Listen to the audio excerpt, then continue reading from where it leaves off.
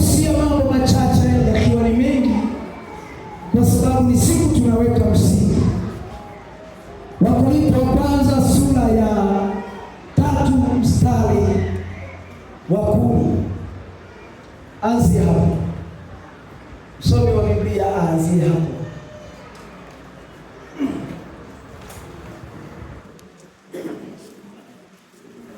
Wakorintho wa kwanza sura ya 3 mstari wa 10. Wafundisha kitu kinasema injili ya kweli. Wakorintho wa kwanza sura ya 3 mstari wa 10. Kwa kadiri ya neema ya Mungu niliyopewa. Paulo anasema kwa kadiri ya neema ya Mungu niliyopewa. Mimi kama mkuu wa wajenzi.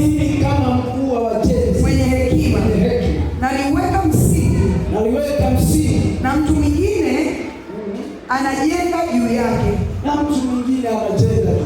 Lakini kila mtu na angalie jinsi anavyojenga juu yake.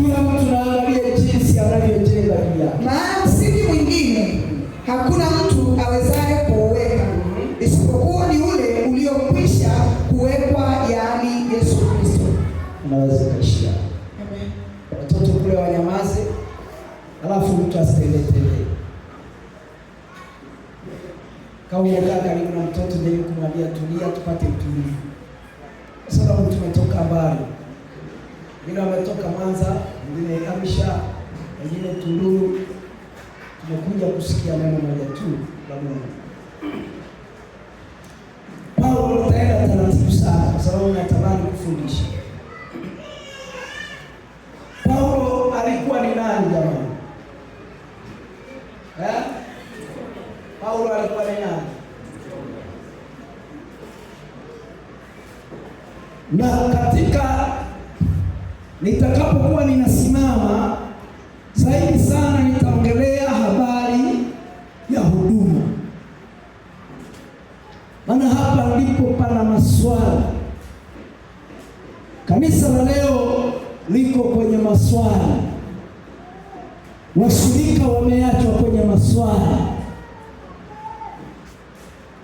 Watumishi nao wamebaki kwenye maswali. Na hakuna mtu wa kutatua hayo maswali isipokuwa wale ambao Mungu amewachalia.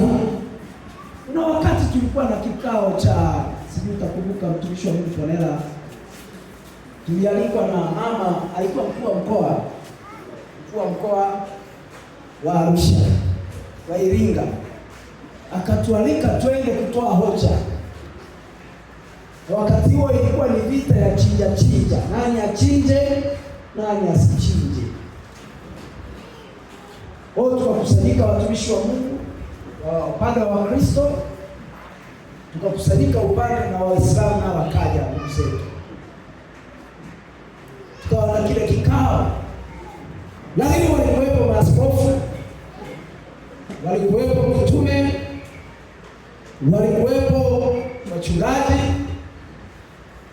Lakini cha kushangaa, najua katika taasisi ya Kikristo ilichukua jina la askofu ikalipaisha sana. Ikaona hawa wengine si kitu. Samahani, mimi naye ni askofu. Lakini Biblia askofu sio cheo cha juu sana. Kama mtume, kama nabii, kama mchungaji, kama mwinjilisti. Kwanza yamkini hata askofu asiwe ameitwa na Mungu. Biblia inasema mtu akitaka kazi ya uaskofu anataka kitu nini? Sio mtu akiitwa kuwa askofu. Kumbe askofu unaweza ukainuka tu na ukautaka. Na hakuna mtu anaweza kusema mimi nimetaka kuwa mtume, mimi nimetaka kuwa mchungaji, kuwa mwalimu, kuwa mwinjilisti. Hii Biblia inasema Bwana alipopaa juu aliteka mateka, akawapa wanadamu nini? Wengine akawatoa kuwa, wengine kuwa,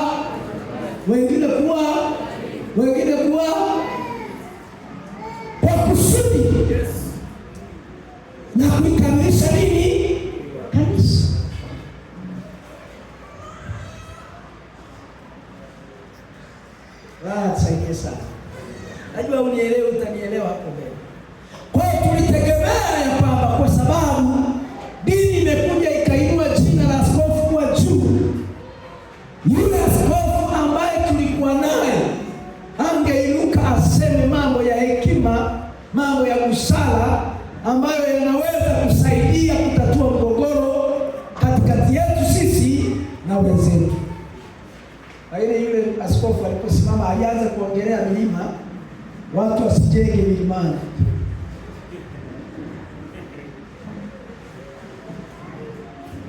Mimi nilishangaa, huyo angetakiwa aongee mambo ya kujenga kanisa, mambo ya mapatanisho kama kiongozi. Alikaja kugundua kumbe sio kosa lake. Kwa hiyo Paulo anakuja anasema, mimi kama mkuu wa wajenzi. Paulo alikuwa ni mtume wa Kristo aliyetumwa kwa ajili ya kuzaa watoto kama vile Ponela alivyotumwa.